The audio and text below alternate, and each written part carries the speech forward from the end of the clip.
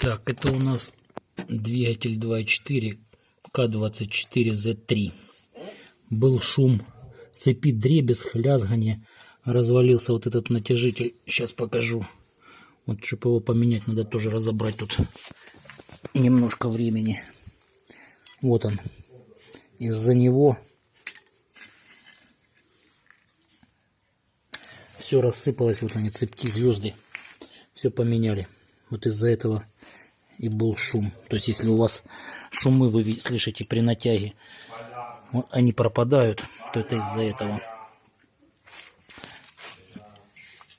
Вот этот узел, он лопнул. И натяжители все улетели.